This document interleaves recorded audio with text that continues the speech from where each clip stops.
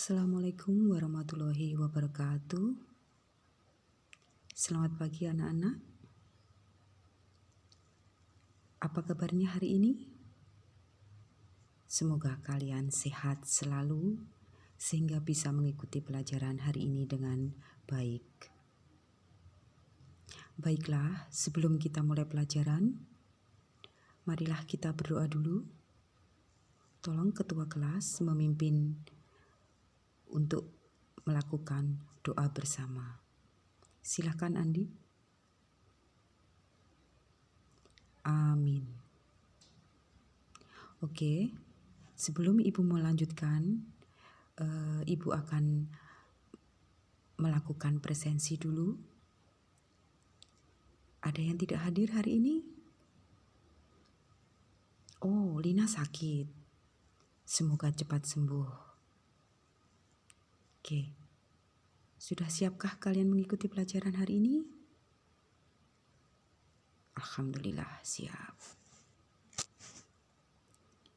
Hari ini kita akan belajar tentang materi kelanjutan dari minggu kemarin, yaitu sel volta. Sebelum Ibu melanjutkan, nanti apa yang kita pelajari hari ini akan Ibu beri gambaran secara garis besar. Hari ini kita akan mengulas secara lebih mendalam tentang sel volta. Kemarin kalian sudah mempelajari apa yang dimaksud dengan sel volta, komponen yang diperlukan, bagaimana kita memilih katoda sama anodanya. Coba sebelum kita melanjutkan lebih mendalam ke soal-soal hari ini, Ibu ingin mereview sebentar materi yang kita pelajari minggu kemarin. Siapa yang bisa menjelaskan secara singkat apa saja yang kita pelajari minggu kemarin? Oh, Rina, oke. Ya, salah satu contoh sel volta adalah baterai. Apa saja komponen di dalamnya? Robi? Oh ya, betul. Katoda, tembaga, dan anodanya adalah seng. Yes. Di dalamnya berupa larutan apa? Apakah bisa diisi dengan elektrolit atau non-elektrolit? Oke, good, elektrolit. Kemarin kalian juga sudah melakukan percobaan di rumah membuat sel volta sederhana. Ibu pengen tahu dari kelompoknya Mira, kemarin menggunakan katoda apa, anodanya apa, serta elektrolit yang dipakai apa. Oke, Mira menggunakan anodanya aluminium, katodanya berupa tembaga. Elektrolitnya apa, Mira? Oh, yes, air jeruk. Karena di rumahmu banyak jeruk nipis ya? Ya, oke. Kalau kita balik katoda dengan anodanya, apakah bisa menyala lampu ledmu, Mira? Tidak, good. Berarti sebenarnya kalian sudah bisa memilih bagaimana kita memilih cara menentukan bahwa logam itu kita gunakan sebagai katoda atau kita gunakan sebagai anoda. Dan kenapa kita harus menggunakan larutan elektrolit? Oke, sebenarnya kalian sudah bisa menerapkan prinsip sel volta karena kalian sudah berhasil membuat percobaan sendiri dan Ibu sudah menerima laporan dari kalian dan good, kalian sudah bekerja dengan baik.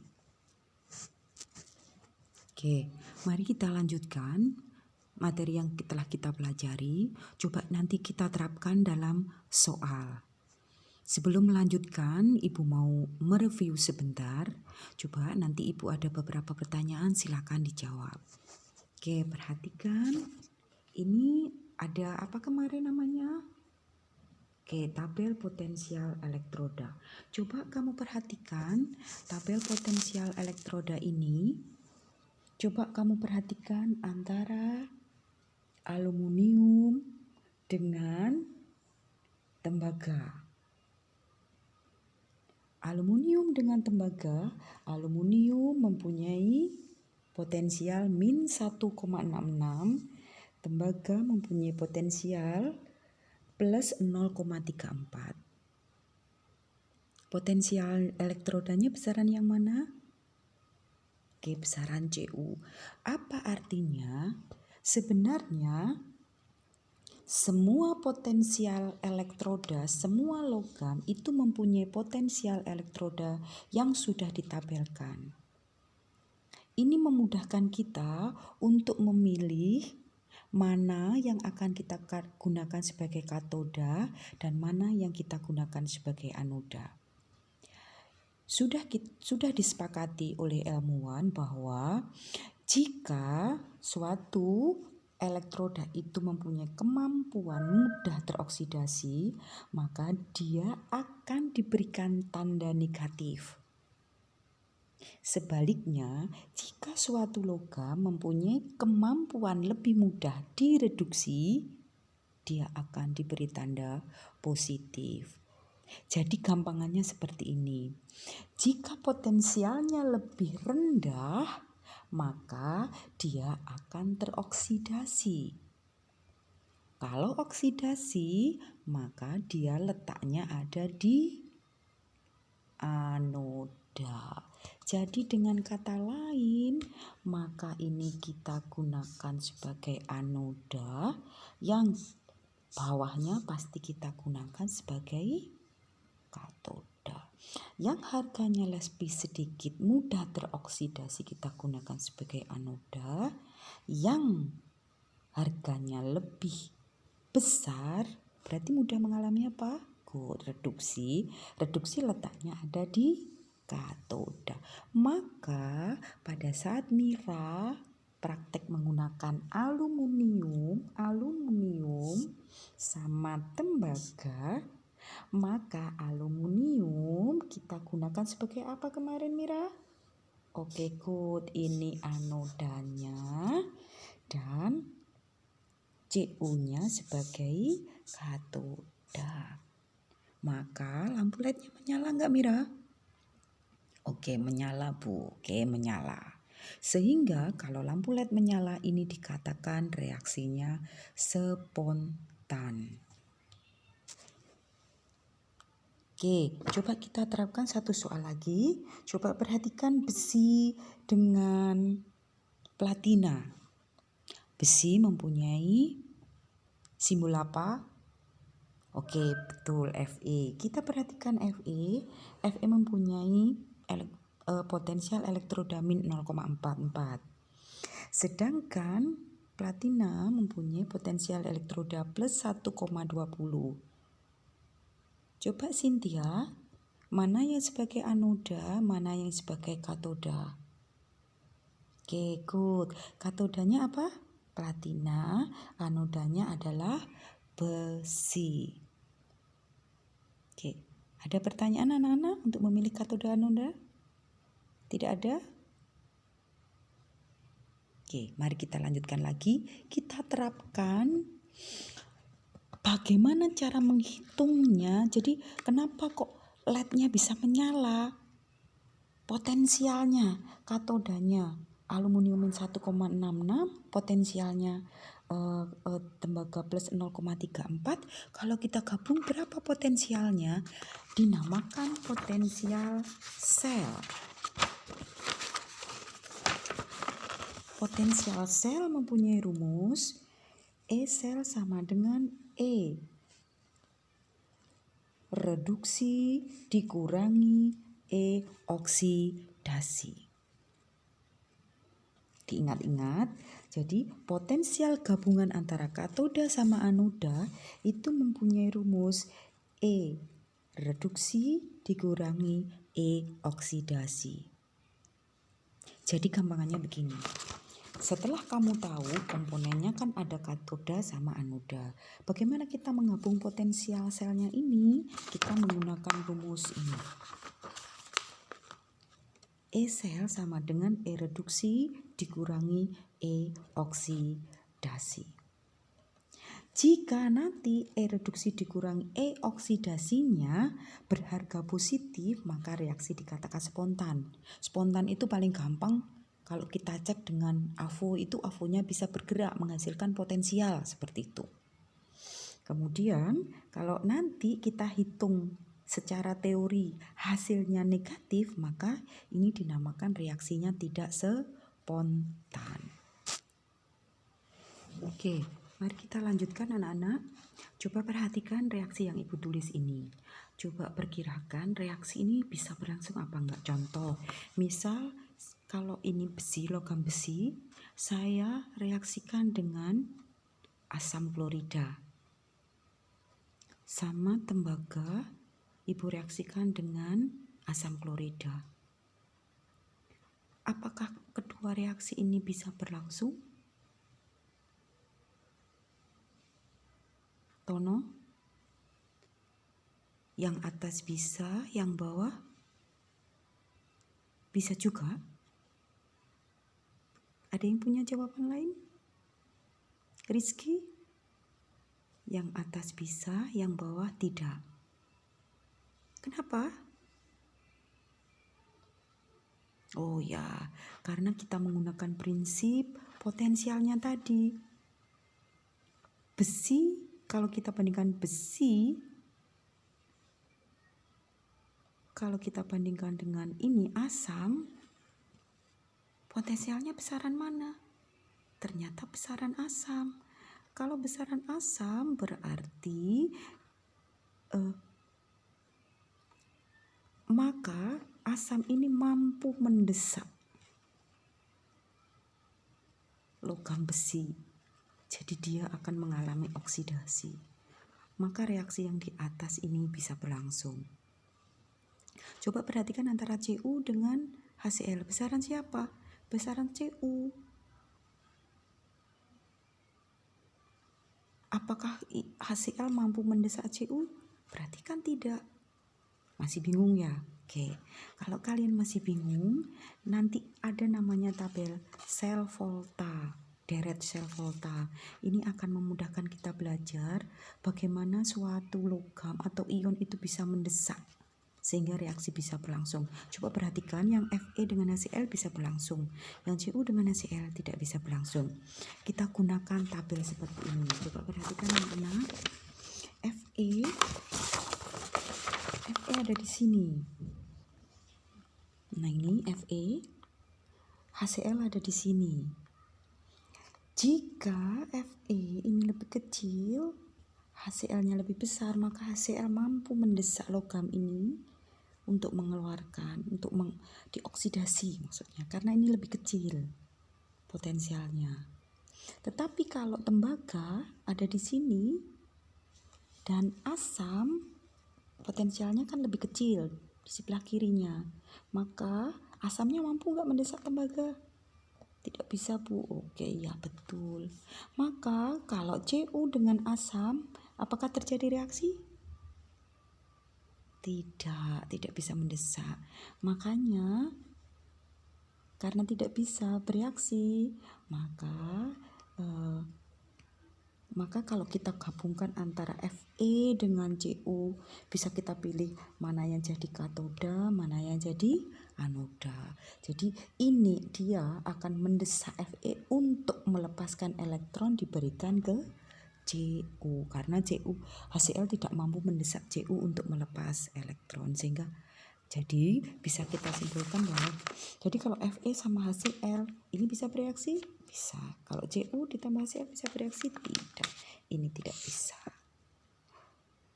Karena apa? Cu ada di sebelah kanan dari HCl. Ada pertanyaan? Sudah paham? Oke, sudah paham semuanya. Kita gunakan lagi potensial elektroda untuk latihan soal. Coba perhatikan soal berikut. Contoh Suatu sel volta tersusun dari elektroda magnesium dan tembaga. Magnesium dan tembaga. Magnesium mempunyai potensial ini min 2,37, tembaga mempunyai potensial plus 0,34.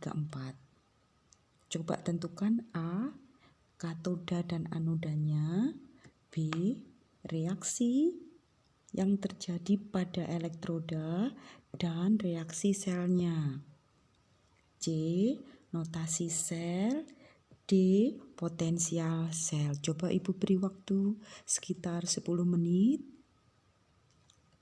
Coba kalian diskusi dengan teman sebangku sebentar. Udah selesai anak-anak? Ada yang mau mengerjakan di depan untuk kita bahas bersama-sama? Silahkan Sisi.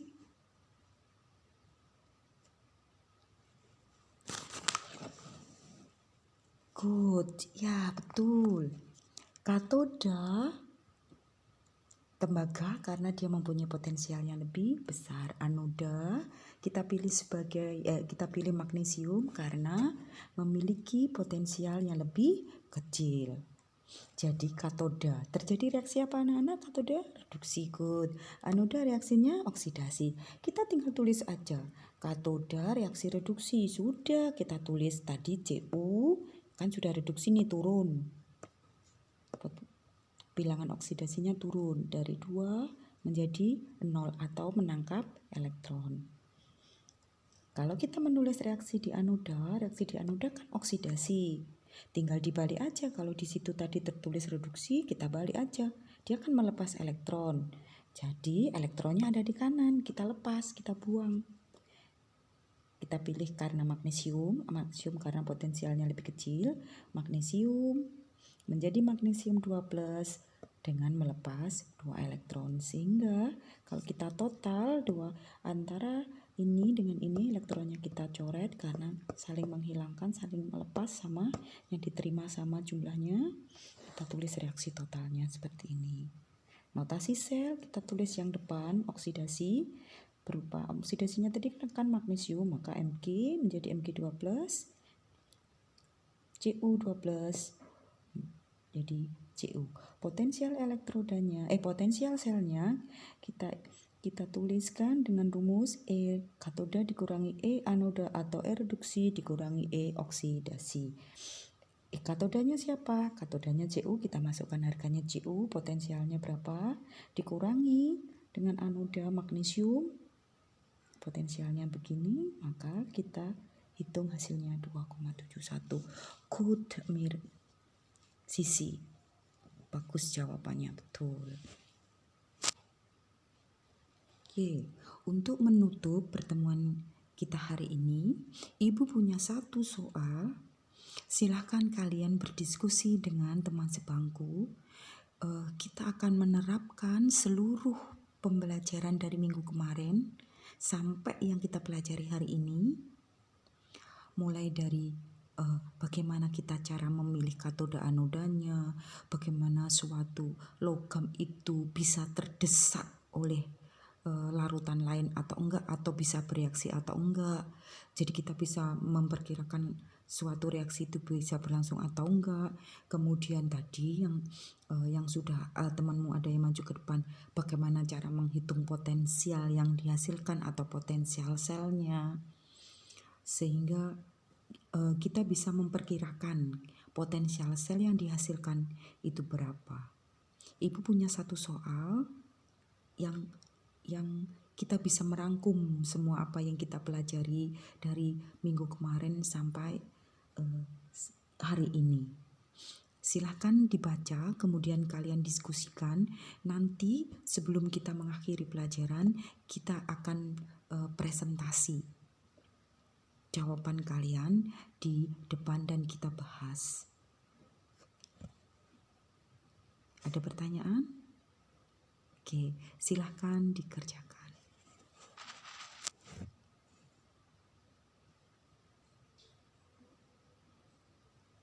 Sudah selesai? Oke.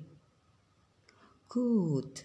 Berarti dari hasil pembahasan kalian sudah paham seluruh materi yang kita pelajari hari ini.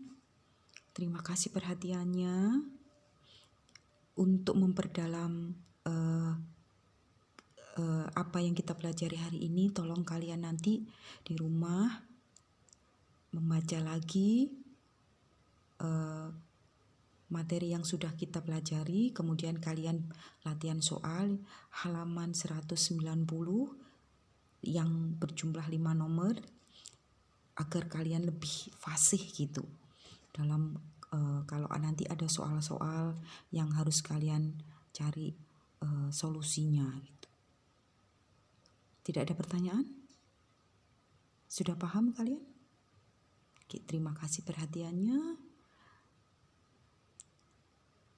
Selamat pagi dan selamat beristirahat. Assalamualaikum warahmatullahi wabarakatuh.